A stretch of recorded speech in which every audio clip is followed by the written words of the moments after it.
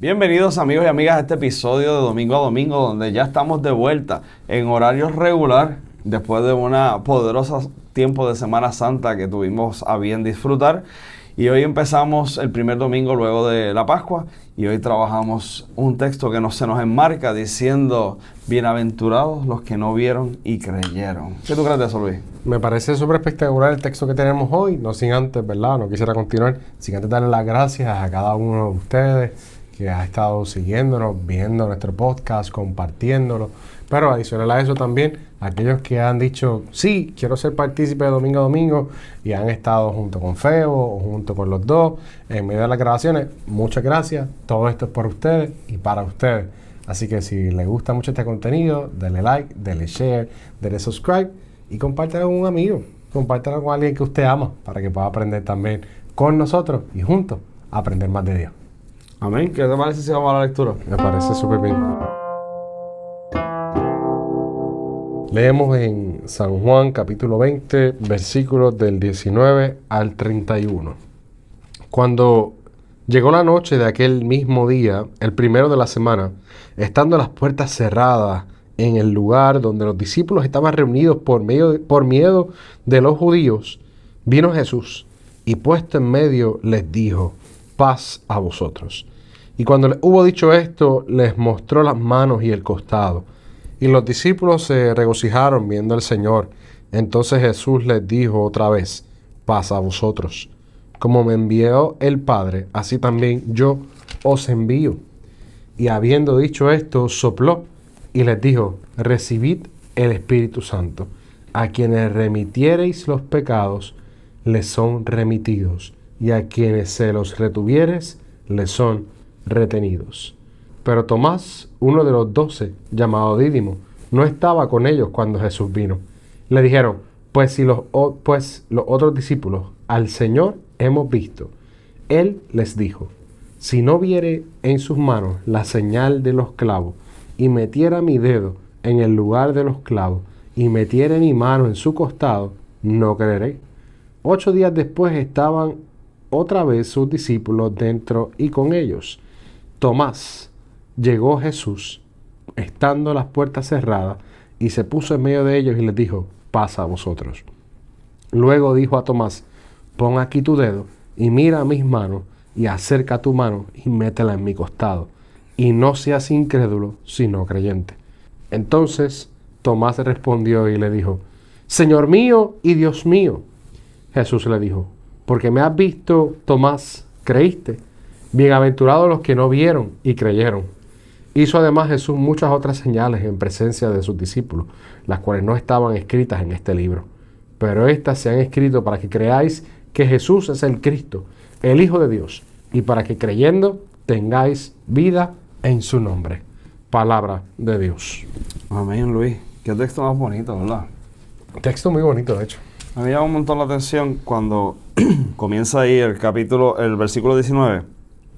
Llegando la noche de aquel mismo día, el primer día de la semana, estando a puertas cerradas, en un lugar donde los discípulos estaban reunidos por miedo a los judíos. Me encanta cómo se te presenta esta escena bien lúgubre, donde los discípulos se encuentran aislados, se encuentran asustados, se encuentran escondidos y se les presenta el Señor en el medio.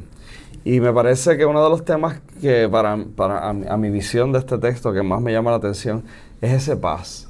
Porque si bien la palabra en griego que dice eirene, que es paz genérica en griego, la forma de ser... Genérica está brutal, déjame decirte. ¿Cómo? La paz en griego no es como la paz que le está diciendo, no es genérica. Es la forma genérica de hablar de paz. Ah, claro. Se habla, pero lo griego, decirle Irene es simplemente hablar de paz. Sí. Ah, claro. Pero no es que le está diciendo algo súper genérico. Paz. No. Al contrario. La palabra que se utiliza es a lo que me refiero. Eirene. Esa palabra es una palabra genérica para decir paz. Común. Para decir paz. Sí. Como tú quieras decirlo, no hay problema con ello. Es que cuando dice genérica, alguien lo puede escuchar como que estás diciendo, se lo dijo bien genérico, como que se lo dijo como que ahí para salir de paso. No, la palabra que se utiliza es una palabra genérica. O sea, hay muchas formas de expresar la misma idea, claro. Y esa es la forma más común posible. Exactamente. Y donde tú estás viendo peyorativo en genérico, yo estoy viendo peyorativo en común. ¿De verdad? Sí, pero no importa, no importa. Es la palabra El punto típica. es que es la palabra típica. La palabra típica. ¿Estamos de acuerdo con típico? Típica, podemos transar en típica. Podemos transar en típico. Entonces, Transamos en típico. Entonces, pero la forma en que está escrito para el griego, para el judío del primer siglo, cuando se encuentra esa palabra como salutación, Ajá. el eirene cobra un nuevo significado. Claro. Porque paz como saludo en griego no es No es algo común. que tenga sentido tan siquiera. Por lo tanto, la forma correcta de que el lector del primer siglo interpretaría ese eirene sería, esa paz, sería como shalom. Ujú.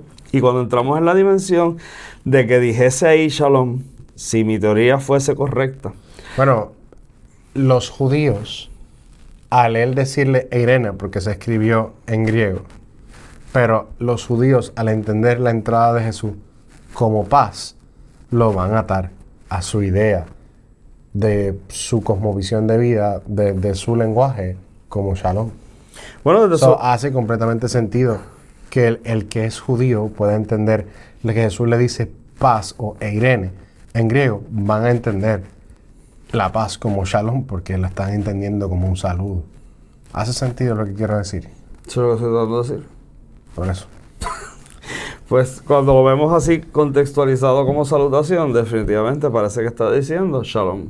Y cuando está diciendo shalom, se hace sentido a la escena entera de ellos guardados en un momento de vulnerabilidad, escondidos, en medio, ¿verdad? Porque ese shalom nos evoca un significado respecto a la paz en medio de los procesos de dificultad, en medio de los procesos de combate, y por lo tanto entonces cobra un nuevo significado, esa paz. Un significado que tiene que ver más con la tradición hebrea, y en esa tradición hebrea nos está diciendo el Señor, en medio de este momento de terrible dificultad que están ustedes pasando, paz, la paz de la presencia de Dios, esa paz en medio de la tormenta, Que cubre todo. que cubre todo, una paz que deben sentirse ellos sostenidos en medio de ese proceso. Pero se lo tiene que decir 2 veces. Se lo tiene que decir 2 veces pero no es que se lo diga 2 veces, porque realmente se lo dice de formas distintas en las dos Claro. ocasiones. En la primera es como parte de la salutación y pareciese que sea shalom, pero cuando se lo repite, entre medio les dice a los discípulos, como el Padre me envió, así también yo los envío a ustedes.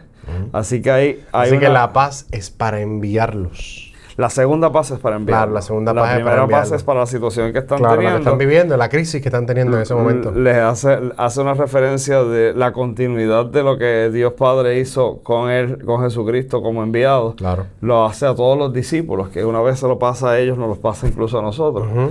Y entonces él vuelve, y para el envío, para ese proceso donde se van a volver a pasar por un proceso de vulnerabilidad, los vuelve y los dice un nuevo shalom. Esa segunda paz, desde el envío, si no tuviese la primera paz, posiblemente sería nuevamente un uso genérico de la palabra paz. Claro.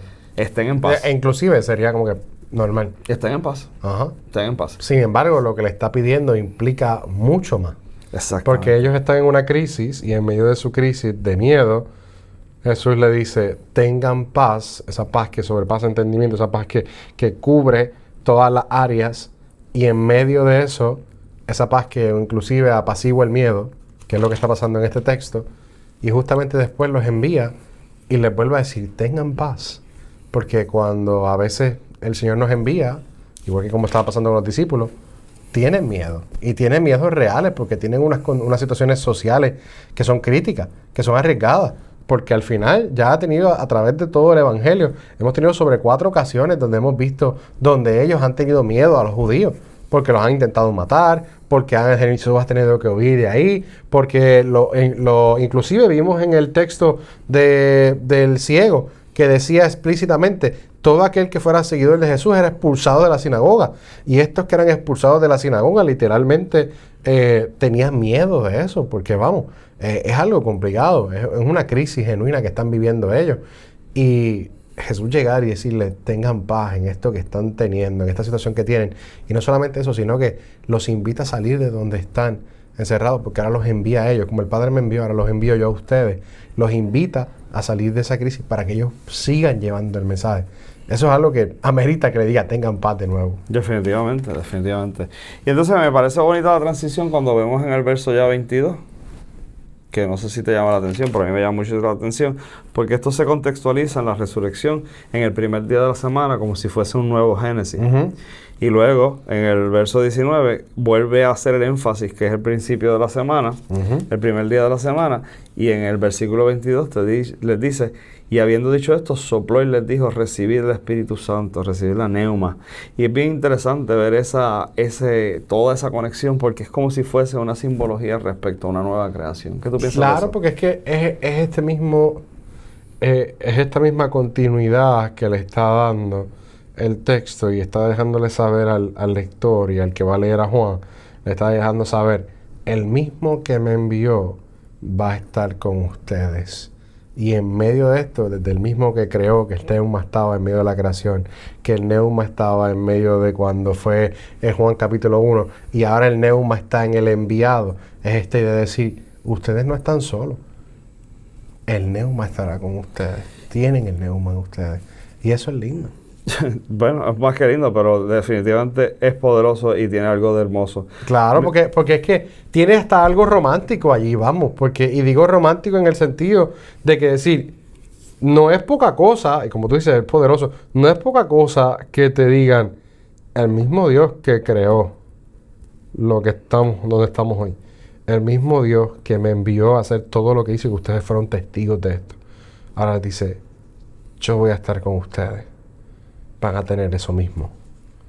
Eso es no solamente poderoso, también tiene un índice de decir, wow, cuánto amor, cuánto cuidado tú tienes por esto, que tú estás dando esta gran responsabilidad. Está espectacular. Definitivo. Entonces tienes el verso 23, que es un verso un poquito complicado, que se ha prestado a mucha interpretación. ¿Qué tú piensas de ese verso que dice, a quienes remitieren los pecados les son remitidos y a quienes se los retuviesen les son retenidos? ¿Qué te hace pensar ese texto? Chico, me hace pensar un poquito, me resuena ahí al texto, dice, lo que será atado en el cielo será desatado en la tierra.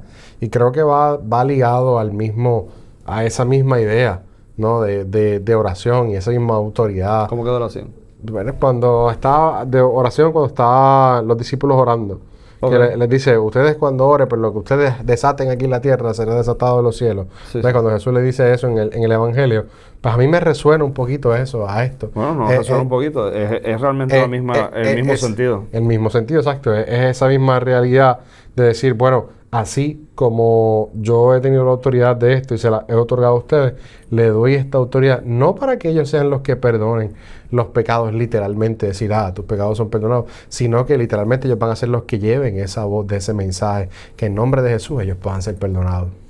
Mira, yo creo que el elemento primordial que resalta en esta escena es que si lo vemos desde el punto de vista de que Jesús le da autoridad a los discípulos, perdemos un poco de perspectiva la importancia del discípulo en relación a la comunidad. Si la autoridad la tiene el discípulo y yo por el capricho de mi carne estoy dispuesto a perdonar o remitir los pecados de alguien, y de retenerlos, perdóname. No sé por qué dije remitir, porque remitir es perdonar también. A perdonarlos o retenerlos. O retenerlos. Si lo vemos desde esa perspectiva y lo vemos desde la comunidad, pues entonces es un texto caprichoso. Pero el contexto que le da sentido al versículo tiene que ver con el verso anterior, el tema del neuma.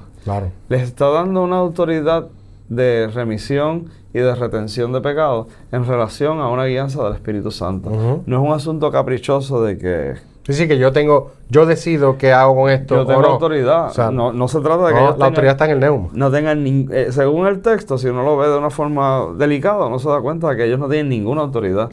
Lo que tienen que hacer es hacer un sometimiento absoluto al Espíritu Santo. Y en ese sometimiento al Espíritu Santo tendrán el discernimiento para eso otro. Y eso segundo del discernimiento que tendrían a través del Espíritu Santo, ni siquiera les da autoridad para realmente retener o remitir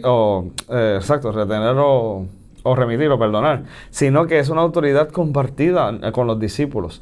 Ellos tienen la autoridad. O sea que hay un elemento de un señalamiento, hay un elemento a nivel de la comunidad de fe de los discípulos, de un señalamiento con las cosas que están mal y de una absolución todo eso está ahí ejemplificado, pero todo bajo la guianza del Espíritu Santo. ¿Por qué hago énfasis en esto? Porque muchas veces en la tradición hablamos, en la tradición de la iglesia a nivel local, de esa autoridad de decir, eso está mal y si se te perdona o no se perdona. Y eso no es la intención. No. Traspasar eso al presente de esa forma es irrespetuoso con el texto. Sería un poquito tóxico también. Es súper tóxico, pero es un poco irrespetuoso con el texto, porque el texto nos está hablando del poder del Espíritu Santo y del poder del Espíritu Santo en la comunidad, no el poder del Espíritu Santo o de Dios sobre un individuo en específico, Claro. sino que se trata sobre la misión, sobre la misión que así como el Padre envió a Jesús, yo lo estoy enviando a ustedes. Claro, Exacto. claro. Y justamente después viene esta situación de la incredulidad de Tomás. Y cuando llega entonces en esta incredulidad de Tomás, claro que Tomás no estaba cuando se le presentaron a los otros discípulos. Que yo escucho mucha gente que critica al pobre Tomás en medio de esto y le dicen mil cosas. Y le digo, sí, pero es que los otros ya lo vieron. Yo estoy de acuerdo con Tomás. Por eso, los otros ya lo vieron. Él no lo ha visto. Yo estoy completamente de acuerdo con Tomás. Sí, es que los otros, cuando ya llegan a donde Tomás le dicen, ya hemos visto esto y Tomás no cree, pero es que es completamente entendible que Tomás no crea porque los otros ya lo vieron, ya los otros tuvieron la experiencia. Tomás no la ha tenido. Sí, el asunto tiene que ver con la parucía. Si Claro. tuviste la revelación, pues, yo creo. Pues claro, pero Tomás no tenía Sí, tú la viste. revelación. Ya, Claro. es fácil decir, yo creo. Y la gente a veces cuando lo lee, no, porque Tomás es un incrédulo. Sí, pero Tomás no lo había visto, los demás sí ya lo habían visto. Y claro, la conexión posiblemente donde la gente los quiere vincular es con nosotros que no hemos visto. Claro. Pero no es lo mismo, porque nosotros tenemos el testimonio de una fe de 2000 años que afirma el que seguimos viendo al Señor. Claro. Y esta gente no tiene eso. Esta gente acaba de morir el maestro y le están diciendo, el Señor resucitó. Y él dice, Pues chévere, yo no sé, yo no he visto nada de esto. chévere. Si yo Yo lo que hubiera- estoy es asustado porque él ni tan siquiera escuchaba el paz a vosotros. Exacto. Él ni tan siquiera Dios le ha dicho, ten paz en tu crisis. Él está en medio de la crisis. Él está en medio de que, pues no estaba en ese momento guardado y se estaba haciendo cualquier cosa, pero él está en medio de esa crisis. Y él no ha podido todavía escuchar ni siquiera el shalom. Y ya lo están juzgando en ese sentido de que no... No, lo estamos juzgando nosotros. O porque sea, el claro, discípulo no la gente lo está exacto, juzgando. sí. Ya la gente lo está juzgando y no han tenido experiencias iguales. A mí me completamente parece, distintas. a mí me da mucha gracia porque en la iglesia desde la cristiandad, de la comodidad de la butaca, en el año 2020, donde nosotros nadie nos persigue para hacernos daño, es bien fácil pararse y decir, sí, yo no negaría al Señor. Es bien fácil sí, decir, ese es aquel profeta llorón. ¿Te acuerdas cuando Exacto, hablan de sí, Jeremías? Sí, pero chico, pero vive lo que vivió él. Claro, Se ponte en los zapatos de Tomás aquí. La distancia con los personajes bíblicos, que para colmo ni siquiera tú puedes ver la profundidad de quiénes son estos personajes. Tú lo que tienes son estampas de estas personas. Claro. Porque estos personajes, más que ser personajes, representan personas concretas. Son personas. Y esas personas concretas que representan, esas personas concretas vivieron experiencias más profundas que simplemente esta escena donde se nos aparece. Que al final lo dice el texto. Definitivo. Pero no nos anticipemos hasta allá. Vamos un momento a terminar de ver ese asunto. ¿Qué tú crees de lo explícito que él dice? Bueno, si viese las señales en sus manos y no metiera el dedo en el lugar de los clavos. ¿Qué tú piensas de eso? Bueno, yo lo que pienso es que esta realidad de Tomás, es decir, yo tengo que estar seguro que ese es el maestro, que lo que veo no es simplemente... No solo el maestro, yo tengo que estar seguro de la resurrección. Claro. Porque lo que está en juego aquí no es la credulidad respecto al Cristo, es la credulidad respecto a la resurrección. Claro, y él quiere estar seguro del que está ahí fue el mismo que crucificaron. Sí. Él quiere estar claro de que el que han visto, o el que se le dice que han visto, sea exactamente aquel que crucificó y lo pusieron en una tumba. Porque aparte de la crisis que él tiene, es que este dominio imperial, de esta fuerza imperial, donde simplemente crucifica a la gente, donde establece su poder militar, y ya, pues él está en una crisis. De decir, yo tengo que ver esta resurrección. Yo tengo que literalmente poder poner mis dedos en sus llagas para poder estar claro y decir, él ha vencido ese poder. Definitivo. Y me encanta que el texto continúa dándote un tiempo donde Tomás continúa incrédulo. Porque pasa, ¿verdad? Dice el texto, 8 días después, estaban otra vez los discípulos dentro y esta vez con ellos Tomás. Y llega Jesús, estando las puertas cerradas. Se repite la ecuación que se da en el primer día de la semana y se pone en medio de ellos y vuelve y les dice, paz a vosotros como saludo. Claro. Y a mí me encanta esa dinámica con Tomás porque Juan es enfático en que en múltiples ocasiones hay una necesidad que cubrirse. y la necesidad no se cubre completamente y la revelación se da completa. Porque de pronto Tomás nos dice,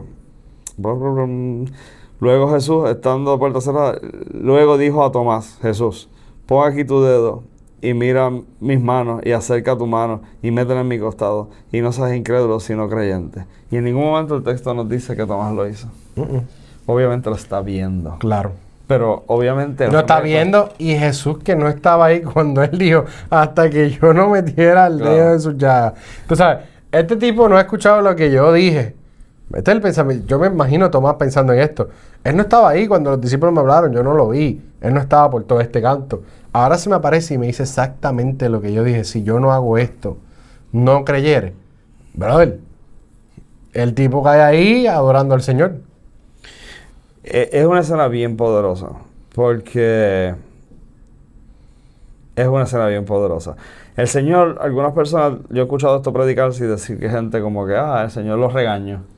Pero yo no veo eso en el texto. Yo no veo un regaño. Yo creo que hay una exhortación bien profunda. Incluso, y no solo eso, sino yo veo una enseñanza. Yo creo que el Señor en esa exhortación incluso se baja al nivel de Tomás, porque le permite la opción de que le meta el dedo en las heridas y que meta la mano en el costado. Claro. Él le da la opción real. Lo que pasa es que ya lo está viendo, ya no lo necesita. Ya el mismo asunto de la parucía se ha cumplido, ya no lo necesita. Pero... Y entonces lo llama a que se mueva de la incredulidad a la creencia. Esa escena yo la encuentro sumamente poderosa. Yo siempre me he identificado mucho con este personaje de Tomás. Y me encanta que Tomás responde con la cristología más alta que se encuentra en el libro de Juan. En todo tiempo se ha hecho acercamientos respecto a la divinidad de Jesús, pero es Tomás el primero que lo llama a Dios explícitamente Dios mío, de esta forma. Así que dice, Señor mío, hace la afirmación que es la que se estaba sosteniendo en el Evangelio, y lo eleva y dice, Dios mío. O sea, Señor mío y Dios mío. Y aquí es la parte donde quizá alguien podría aludir a que Jesús está regañando a Tomás. Porque cuando le dice, porque has visto, has creído. Pero en realidad, eso posiblemente es un mensaje mucho más que ver con nosotros, que ver con Tomás. Sí, porque has visto, has creído. Pero la parte que le continúa ese texto es que lo que lleva a nosotros los creyentes es que no tuvimos la oportunidad de caminar con Jesús y que no necesariamente vamos a ver la resurrección de forma explícita. Bienaventurados los que no vieron y creyeron. ¿Qué piensas? Y yo creo que en ese mismo mensaje, los lectores que están leyendo el Evangelio de Juan, a los cuales Juan les está escribiendo, les está dando un mensaje claramente a ellos, a dejarles saber, bienaventurados son ustedes que no han visto al Señor y han creído. Así que esta enseñanza de Tomás le habla directamente a la comunidad juanina que Juan le está escribiendo y le está diciendo, ustedes son bienaventurados. Nosotros somos bienaventurados que no hemos visto y creído. Excelente. Estoy de acuerdo contigo. Al final, termina el texto diciendo que muchas de estas cosas hizo Jesús. Hizo además Jesús muchas otras señales en presencia de sus discípulos, las cuales no están escritas en este libro. Claro. Que es un testimonio que se sostiene en otros momentos de la Escritura. Creo que es el libro de Lucas, el otro que hace ese énfasis así bien directo de que si fuésemos a anotar todo lo que hizo el Señor, no habría el libro para escribirlo. Exacto. Claro, este parece que tiene que ver con la resurrección. Sí. Y el planteamiento de Tomás tiene que ver con la vida. Claro. Pero de todos modos se sostiene. Yo creo que eso tiene que ver con el tema de intención. Pero estas han sido escritas para que creáis que Jesús es el Cristo, Hijo de Dios, y para que creyendo tengáis vida en su nombre. Yo creo que ese énfasis directo en el propósito del escrito es fundamental. Yo pienso, ¿verdad?, que cuando uno se enfrenta a un texto como este, nos surge el asunto de la fe, en el sentido de ¿por qué creo yo en la resurrección? ¿Cómo creo yo en la resurrección? ¿Así lo vas a predicar? ¿Cómo creo? No voy a predicarlo así. Eso fue lo que prediqué en Domingo de Resurrección. Pero creo que esa pregunta se levanta. Y es una pregunta que debe servirle al creyente. ¿Cuál es el testimonio que me ha hecho acercarme cada vez más a la presencia del Señor? ¿Cómo tú lo vas a predicar? Pues mira, yo estuve hablando el Domingo de Resurrección. Estuve hablando acerca de dónde estoy poniendo mi confianza y si mi confianza está en el resucitado. y estaba haciendo énfasis en el temblor que hablábamos el domingo pasado de resurrección. En esta ocasión quiero hablar un poco acerca de este caminar, de las implicaciones que tiene el seguir al resucitado. Y estas implicaciones que tiene el seguir al resucitado, aun cuando hayan miedo, aun cuando hayan crisis, como están ellos viviendo acerca de, Dios mío, estamos encerrados por esta situación.